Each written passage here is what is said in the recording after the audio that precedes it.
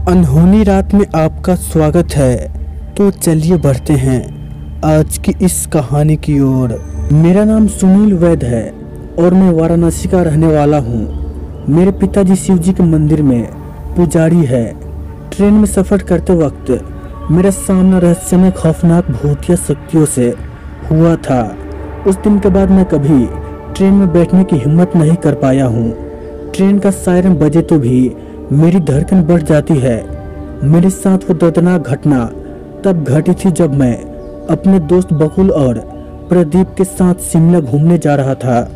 हमने अचानक घूमने का प्लान बना डाला। तत्काल में ट्रेन टिकट बुक किया और फटाफट रेलवे स्टेशन पहुंचे। ट्रेन निकलने का समय हो चला था।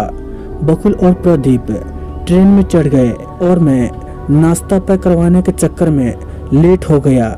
मुझे जोड़े की बाथरूम लगी थी तो उधर रेलवे स्टेशन के पास कोने में खड़े खड़े पेशाब करने लगा।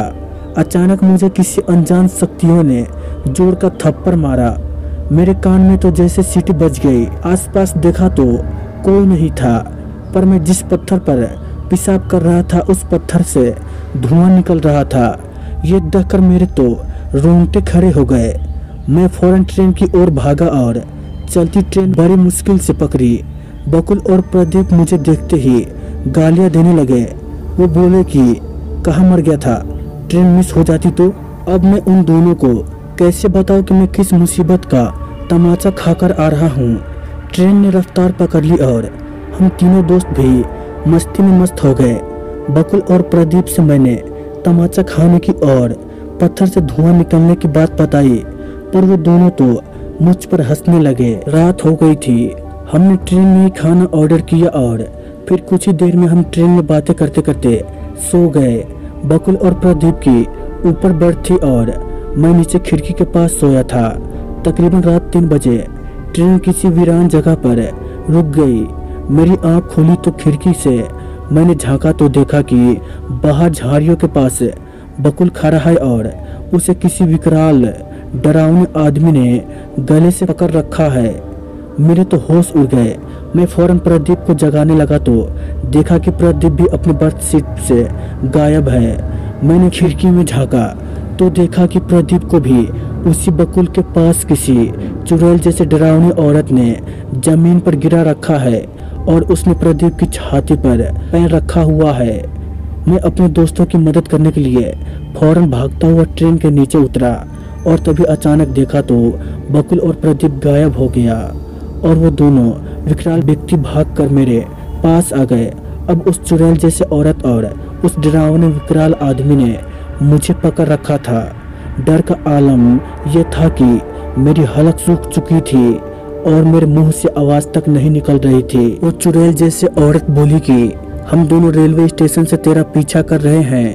हमारे रहने की जगह को तूने गंदा किया है, इसलिए अब हम तुझे अपने साथ ले जाएंगे और तेरे खून से वो जगह साफ करेंगे।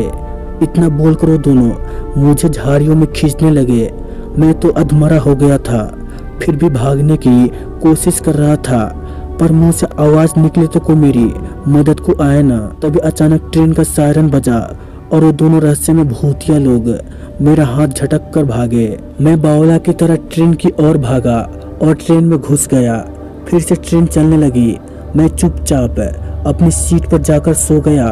मेरी धड़कनें काफ़ी तेज थी, फिर भी मैंने डरते डरते खिड़की से झांका और तभी देखा तो वो विकराल आदमी और चुड़ैल की जोड़ी सामने झाड़ियों में ट्रेन के साथ दौड़ रही है और उन दोनों के मुंह मेरी ओर है।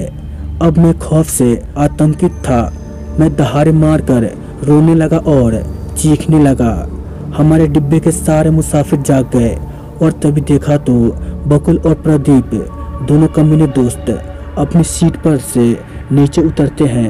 वो बोले कि हम तो उठे ही नहीं, अपनी सीट पर ही सोए हुए थे, जबकि मैंने उन दोनों को ट्रेन में ना पाकर उन दोनों को बचाने के लिए ट्रेन से नीचे उतरने का जोखिम लिया था।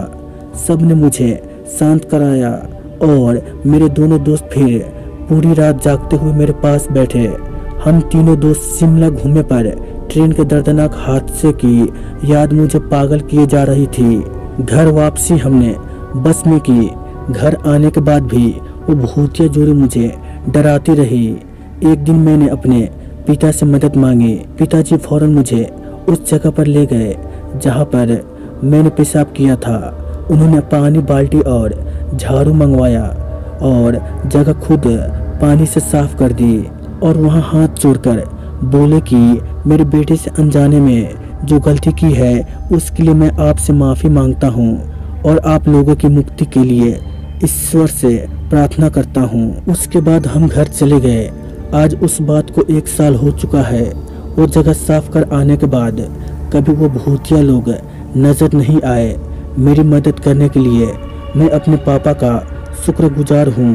तो दोस्तों, ये थी आज की कहानी। तो चलिए मिलते हैं अगली एक और कहानी में। अगर आपने अभी तक हमारे YouTube चैनल को सब्सक्राइब नहीं किया है तो कर ले, ताकि आने वाली वीडियोज़ की नोटिफिकेशन आपको जल्द ही मिल जाए। तो चलिए मिलते हैं अगली वीडियो में।